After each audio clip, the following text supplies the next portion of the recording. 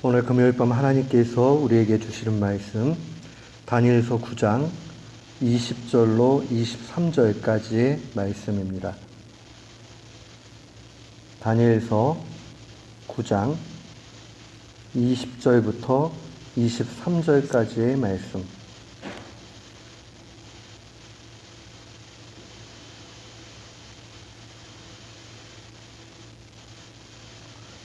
우리 20절부터 23절까지 같은 마음으로 함께 봉독토록 합니다. 내가 이같이 말하여 기도하며 내 죄와 내 백성 이스라엘의 죄를 자복하고 내 하나님의 거룩한 산을 위하여 내 하나님 여호와 앞에 간구할 때, 곧 내가 기도할 때에 이전에 환상 중에 본 그 사람 가브리엘이 빨리 날아서 저녁 제사를 드릴 때에 즈음에 내게 이르더니 내게 가르치며 내게 말하여 이르되, 다니엘아, 내가 이제 네게 지혜와 총명을 주려고 왔느니라. 곧 네가 기도를 시작할 즈음에 명령이 내렸으므로 이제 네게 알리러 왔느니라. 너는 크게 은총을 입은 자라. 그런즉 너는 이 일을 생각하고 그 환상을 깨달을지니라. 아멘. 저는 다니엘서 9장 20절로 23절 말씀을 통해서 하나님의 응답은 더디지 않다라는 제목으로 주의 말씀을 선포하도록 하겠습니다. 우리 종종 신앙생활하면서 이런 생각이 들 때가 많이 있죠. 기도를 열심히 해도 도대체 하나님의 뜻을 잘 모르겠다, 이런 생각이 들 때가 있고요. 또 어떨 때는 아무리 기도해도 하나님이 응답하시지 않는다, 하나님은 내 기도를 싫어하는가 보다 하는 그런 기도에 대한 회의론에 빠질 때도 있습니다. 낙심하기도 하고 좌절하기도 하죠. 그래서 주님도 이 땅 계실 때에 기도하면서 낙심하지 말라고 그렇게 말씀해 주셨습니다. 이게 좀 더 심각한 영적인 병에 걸리게 되면 기도를 포기하는 그러한 입장에까지 가게 됩니다. 그런 의미에서 우리가 기도를 하면서 낙심하지 않고 오히려 더욱 기도에 힘쓰며 나아가야 되는 그러한 격려가 필요하다라는 생각을 합니다. 우리가 성숙한 신앙인들이 어떻게 기도해야 되느냐, 또 무엇을 기도해야 되느냐 하는 것을 여러 차례 봤습니다. 다 요약해서 볼 수 있지만 최소한 우리가 기억해야 되는 것은 단순히 나의 원함, 나의 바람을 구하는 것만이 기도는 아니다 하는 것을 우리가 잘 알고 있죠. 주님도 이 땅 가운데 계시면서 성숙한 신자들이 어떻게 기도해야 되는지 마태복음 6장에 잘 알려주셨습니다. 마태복음 6장 31절로 33절 말씀 보면 주님이 이렇게 말씀하시죠. 그러므로 염려하여 이르기를 무엇을 먹을까, 무엇을 마실까, 무엇을 입을까 하지 말라. 이는 다 이방인들이 구하는 것이라. 너는 하늘 아버지께서 이 모든 것이 너희에게 있어야 할 줄을 아시느니라. 그런즉 너희는 먼저 그의 나라와 그의 의를 구하라. 그리하면 이 모든 것을 너희에게 더하시리라 라고 말씀하시죠. 그러니까 우리가 무엇을 입고 먹고 마시고 하는 일상의 필요들, 정말 주님이 누구보다 잘 아신다는 거죠. 나보다 나를 더 잘 아시는 하나님께서 나의 필요 역시도 잘 알고 계신다는 거예요. 그렇기 때문에 성숙한 신자가 기도할 때 먼저 하나님의 나라와 하나님의 의를 구하라고 그렇게 알려주셨습니다. 근데 대부분의 분들이 이 말씀을 많이 암송하고 있어요. 질문을 합니다. 근데 하나님의 나라와 의를 구한다는 것은 무슨 뜻입니까? 라고 물으면 쉽게 대답하지 못합니다. 그런 말씀이 있긴 있는데 나도 그게 뭔지 잘 모르겠다, 이런 이야기를 합니다. 하나님의 나라와 하나님의 의라는 것은 하나님이 내 주인이 돼서 통치하시기를 기도하라는 겁니다. 하나님의 나라는 하나님의 통치를 의미하는 것이고, 그 의라는 것은 하나님 나라의 원리죠. 근데 그 의라는 것은 하나님과 나 사이의 관계가 얼마나 가까우냐 하는 거예요. 그러니까 이걸 실천적으로 바꿔서 이야기를 하면 하나님이 나를 통치하시기를 위해서 기도하고 내가 하나님과 더 가까워지기를 위해서 먼저 기도하라 라고 그렇게 알려주시는 겁니다. 오늘 본문 말씀을 보면 마치 마태복음 6장에서 예수님이 어떻게 기도해야 되는가 하는 것을 알려주신 것을 그대로 다니엘이 먼저 실천하고 있다는 것을 볼 수 있습니다. 하나님의 나라, 하나님의 통치와 하나님과의 그 깊은 관계, 그것을 위해서 그가 실제적으로 기도하고 있는 것은 두 가지입니다. 첫 번째는 회개 기도죠.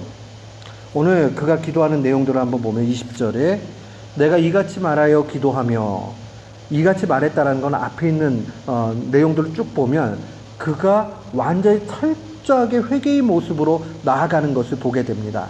내 죄와 내 백성 이스라엘의 죄를 자복했다. 여기서 이 자복이라는 것은 깨달았다는 뜻도 있고 알았다는 뜻도 있고 인정했다라는 뜻도 있습니다. 일단 정확하게 알아야죠. 주님, 내가 잘못했습니다. 우리 공동체가 잘못했습니다. 라고 철저하게 하나님 앞에 회개해야 됨을 의미하는 겁니다. 하나님의 나라와 의를 구하는 성숙한 신자에게 있어서 먼저 필요한 것은 회개 기도입니다. 그래서 혹 어느 목사님은 회개의 기도 없는 기도는 응답지 않으신다, 이렇게 아주 강하게 이야기도 합니다. 회개 없는 기도에 대해서 하나님이 듣지 않으신다는 거죠. 말씀을 보다 보면 우리가 하나님께서 우리에게 먼저 원하시는 것은 우리가 회개의 마음으로 나아가기를 원한다는 겁니다. 근데 이 회개 기도를 하는데 오늘 본문에 보니까 내 죄와 내 백성 이스라엘의 죄를 자복하고 라는 말이 나옵니다. 자신의 죄와 더불어서 공동체의 죄를 회개하고 있습니다. 죄라는 것은요, 개인적으로 영향을 미치는 죄가 있지만 실상은 그 공동체가 전체적으로 저지르고 있는 죄가 있습니다.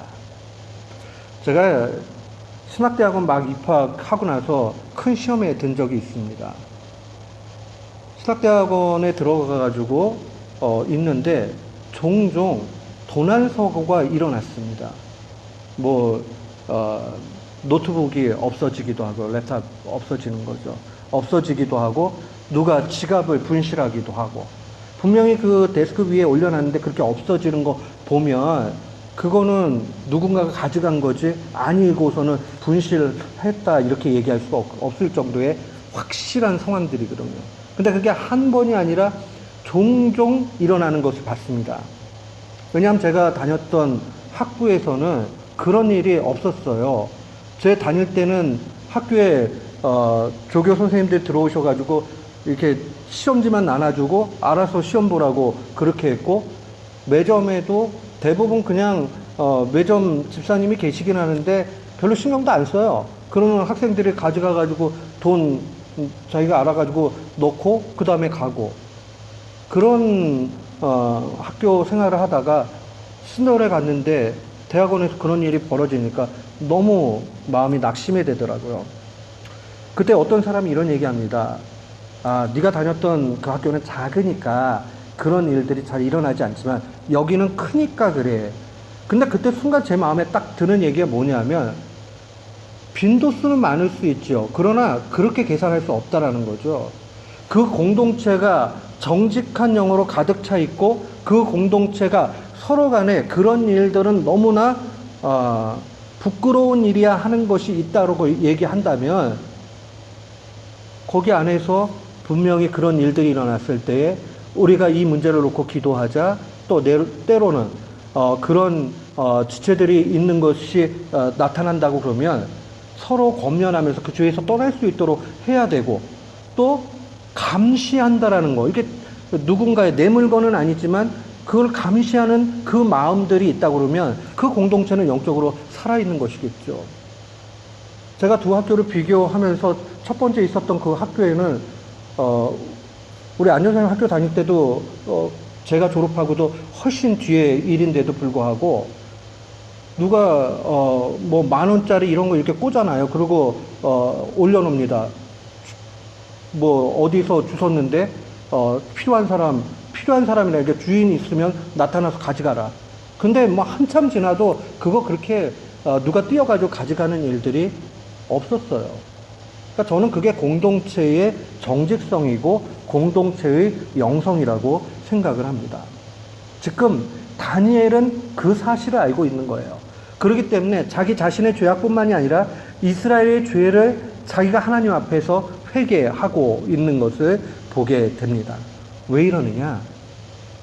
기도를 깊이 하고 기도를 많이 하게 되면 성령님께 민감하게 됩니다. 그래서 자꾸 자기를 살펴보게 되고 자기를 깨닫게 됩니다. 사랑하는 성도 여러분, 기도를 열심히 하고 기도의 깊이 가운데 들어간 사람의 정말 특징은 무엇이냐면 자기를 살피는 일들에 대해서 아주 열심을 낸다는 사실입니다. 왜냐하면 그것이 하나님과의 관계의 온전함의 시작이라는 걸 알기 때문에 그러합니다. 의의 기도죠.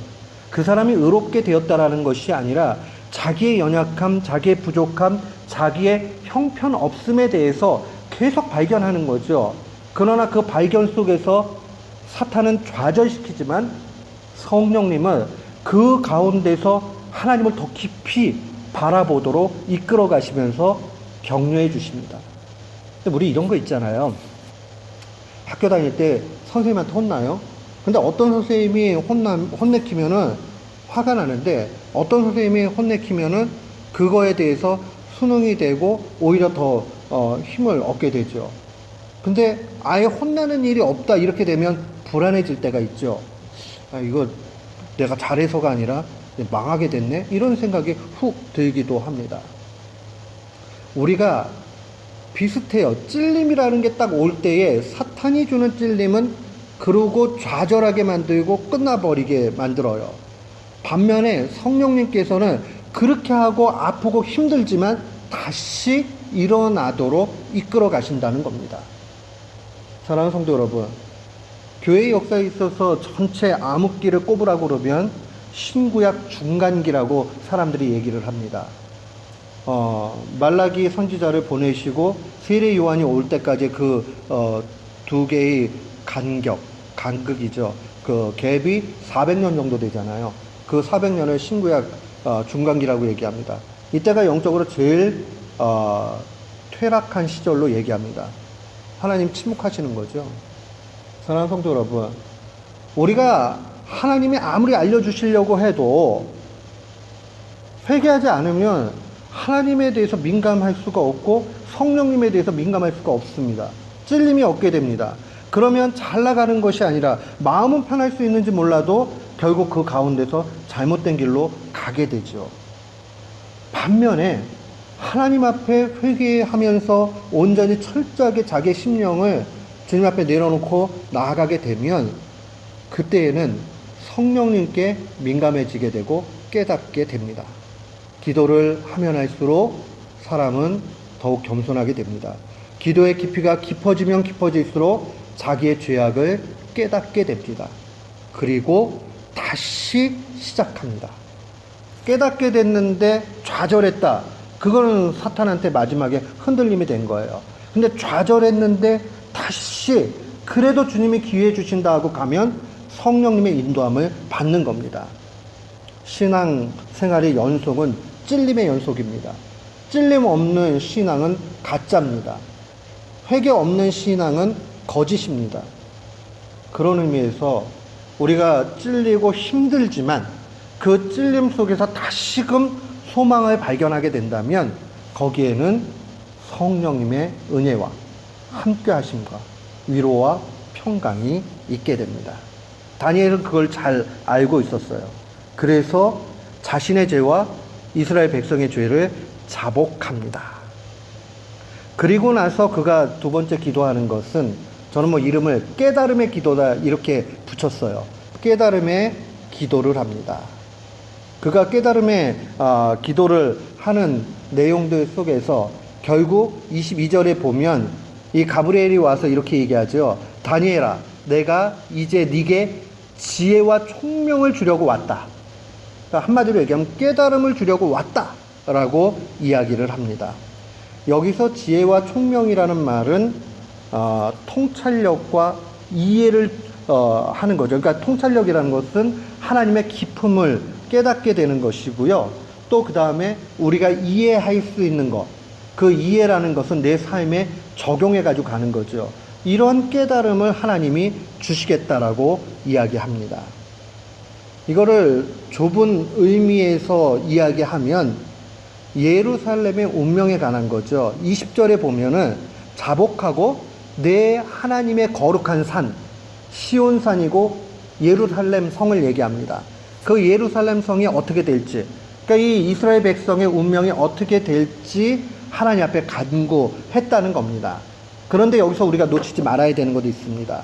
20절은 또 23절에 이르기까지 계속적으로 내 백성, 내 죄, 내 하나님 여호와 앞에, 성경은 쓸데없는 거를 절대 기록하지 않거든요. 계속적으로 관계성을 표현합니다. 하나님과 나의 관계가 누구의 하나님이 아니라 나의 하나님이라는 그 관계성 속에서 이해하고 있는 것을 볼 수 있습니다. 깨달음의 기도는 단순히 운명이 앞으로 어떻게 될 것이냐 하는 거에도 중요한 의미가 있지만, 더 넓은 의미에서는 하나님과 내 사이의 그 관계에서의 이해를 의미합니다. 더 쉽게 이야기하면요, 여러분, 우리가 어떤 어려움을 만났어요. 그 만남에 대한 일이 해결되는 데는 시간이 필요할 때가 있어요. 하나님의 때가 있고 하나님의 방법이 있기 때문에. 그러나 우리가 즉각적으로 기도의 응답을 받을 수 있는 것은 회개한 이후에 깨달음의 기도, 하나님, 이 일을 통해서 내가 하나님과 더 가까이 되기를 원합니다는 이 기도가 필요하다는 겁니다. 제가 설교 중에 언젠가 이런 얘기를 드렸죠. 저에게 신학 가르쳐 주셨던 한철아 박사님 글 가운데 이런 게 있습니다. 서양 신학이 큰 문제인데 서양 신학의 문제는 불신앙에 있다, 이렇게 이야기를 하면서 신학적 논리와 교리와 가르침이 잘못된 것이 아니라, 그분이 얘기하는 교리와 논리 이런 것들이 우리의 머리의 이성에 있어서 틀린 걸로 얘기를 했기 때문에 잘못된 것이 아니다라는 거예요. 그게 옳다 할지라도 신앙을 만들어내지 못하는 일이 되고 말면 그것은 아무런 유익이 없다라는 거예요. 그러니까 1 더하기 1은 2예요 라고 했는데, 이 진리가 우리에게 신앙을 만들어내는 진리가 될 때는 이게 의미가 있는 거지만, 오히려 그것이 1 더하기 1은 2다 하는 정확한 논리가 신앙에서 떠나게 만든다, 그렇게 얘기하면 그 신학은 잘못됐다는 겁니다. 우리 이 사실을 놓치지 말아야 돼요. 우리의 영혼이 어떻게 되느냐 하는 것에 관심을 가져야 돼요. 만약에 오늘 본문에 있는 이 깨달음의 상황들 속에서 예루살렘 성이 어떻게 되느냐 하는 이 문제들에 대해서 하나님과 더 가까이 돼 있어야 돼. 큰일 났구나, 예루살렘의 이 회복을 지금서부터 기도하고 준비해야 되겠구나 하면서 하나님 앞에 더욱 가까이 되는 그러한 일이 된다면 이거 유익한 거예요. 신앙을 만들어내는 거예요. 그러나 만약에 그게 아니게 되면 결국 그것은 넘어지게 만드는 거죠. 오늘날에 그런 일도 참 많습니다. 많이 배우고 똑똑하고 성경 잘 알고, 근데 신앙에는 유익이 없는 그러한 영혼을 죽이는 신학을 만들어내는 사람들도 분명히 있고, 그것을 가르치는 목회자들도 있고, 그것을 따라가는 성도들도 있습니다. 그게 전부 다인 것 같이 여겨지는데 결국 그것은 죽음의 길로 가게 되는 것이죠. 지금 오늘 다니엘은 먼저 관심을 두고 있는 것은 하나님과 자기 사이의 관계입니다. 그리고 이것이 어떻게 하나님 앞에서 펼쳐질 것인가 하는 데에 관심을 갖습니다. 이스라엘의 운명에 관한 부분들도 그러하지요. 그래서 그가 간구하는 것은 앞서 우리가 지난주에 살펴봤지만, 하나님을 위해서 이제 더 침묵하지 말고 하나님의 일을 일으켜 달라라고 간구하는 것이 바로 이러한 의미라는 것을 기억해야 됩니다. 19절 말씀에 보면 주여 들으소서, 주여 용서하소서, 주여 귀를 기울이시고 행하소서, 지체하지 마옵소서, 나의 하나님이여 주 자신을 위하여 하시옵소서. 결국 가장 치욕스럽게 된 것은 하나님 자신이시고 결국 이것을 더 진노하지 마시고 우리가 회개하오니 용서하시고 하나님의 길로 이끌어 달라라고 그렇게 간구하는 겁니다. 우리는 속지 말아야 됩니다. 종종 이런 일들이 있어요.